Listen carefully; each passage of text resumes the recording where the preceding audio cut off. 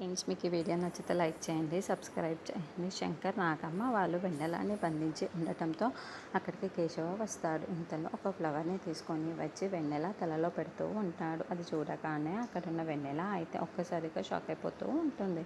ఇంతలో అక్కడున్న కేశవ వెన్నెల దగ్గరికి వచ్చి, మరి ఎంత అందంగా ఉన్నావో తెలుసా, మరి ఇద్దరు పెళ్ళి అయిపోతే ఈ అందమంతా నాకే కదా సొంతం అని చెప్పేసి అంటూ వెన్నెల వైపుకు చూసుకుంటూ మాట్లాడుతూ ఉంటాడు. అది చూడగానే అక్కడున్న వెన్నెల మాత్రం చాలా చిరాకు పడిపోతూ ఉంటుంది.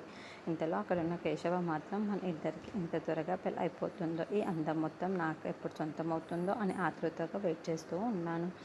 ఎంత త్వరగా పెళ్ళైపోతే అంత బాగుంటుంది కదా అనిపిస్తుంది నాకు. త్వరగా పెళ్ళైపోయి అందం మొత్తం ఆస్వాదించాలనిపిస్తుంది నాకు అని చెప్పేసి మాట్లాడతాడు. ఆ మాటలు వినగానే అక్కడున్న వెన్నెల అయితే చాలా చిరాకు పడిపోతూ కేశవ వైపుకు అలా చూస్తూ ఉండిపోతుంది. ఇంతలో అక్కడున్న కేశవ మాత్రం వెన్నెల దగ్గరికి వచ్చి, అబ్బబ్బా, ఎంత అందాన్ని నేను ఎన్నడూ చూడలేదు తెలుసా, ఇదే మొదటిసారి ఇంత అందంగా ఉన్నావు నువ్వు అని చెప్పేసి తన దగ్గరికి వస్తూ ఉంటాడు.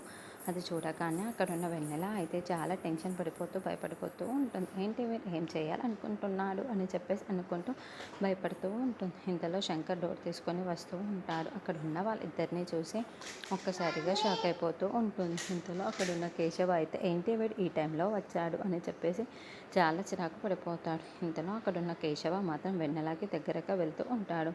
అది చూడగానే అక్కడున్న శంకర్ అయితే ఏం చేస్తున్నావు అని చెప్పేసి అనుకుంటూ అక్కడ కేశవ దగ్గరికి వస్తాడు. అది చూడగానే అక్కడున్న కేశవ మాత్రం ఏమీ లేదులే, నువ్వు ఎందుకు వచ్చావు అని చెప్పేసి అడుగుతూ ఉంటాడు. ఇంతలో అక్కడున్న శంకర్ మాత్రం తన కోసం భోజనం తీసుకొని వచ్చాను అని చెప్పేసి అంటూ ఉంటాడు. సరే అదేంటో చూసుకొని నేను ఇక వెళ్ళి వస్తాను అని చెప్పేసి చాలా చిరాకు పడుతూ అక్కడి నుండి వెళ్ళిపోతూ ఉంటాడు.